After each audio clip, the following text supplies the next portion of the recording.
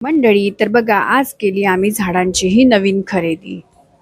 ते मंडळी तर आमच्या सावंतवाडीत अन्नपूर्णा कृषी सेवा केंद्र असा त्यांच्याकडे ॲग्रीचे म्हणजे कृषी प्रोडक्ट सगळे मिळतात. म्हणजे अगदी बियाण्यांपासून रोपा वगैरे सगळी, म्हणजे खतं वगैरे पण सगळे.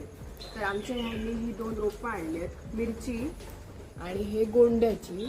म्हणजे हे भगवे आणि पिवळे गोंडे असतात, तर ते आपल्या दसऱ्यात वगैरे खूप उपयोगी पडतात.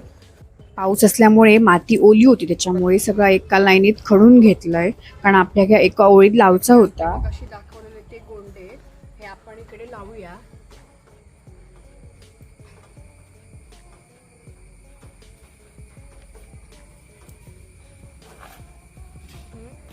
झाड लावलंय पण ना बाजू खैसर खूपच रान झाला, तर आम्ही जर असा काढतोय, मग आपण दुसरी झाडं लावूया. म्हणजे ह्या तेवढा स्वच्छ दिसतात.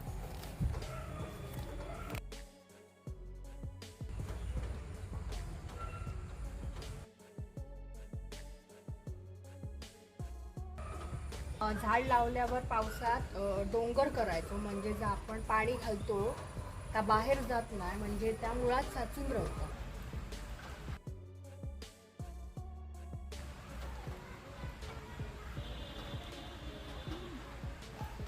1 2 ही अशी कडेत आपण सगळी झाडं लावून घेऊया, म्हणजे गोंडे फुलले की छान दिसतील. अजून माझ्याकडे असत. तर गोंड्याची झाडं एक एक अशी ओळीन लावून घेतलं. जेव्हा गोंड्याची फुलं फुलतात ना मंडळी, त्यांचा सुगंध वेगळोच असता. आपल्या परड्यातली फुलं देवपूजेसाठी पटकन मिळतात. तसेच मिरचे पण 2 का असेनात, पटकन जेवणाची सोय पण होता.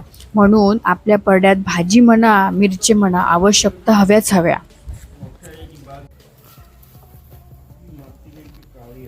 ही कसली? गोंड्याचीच आहे ती. मिरचीची.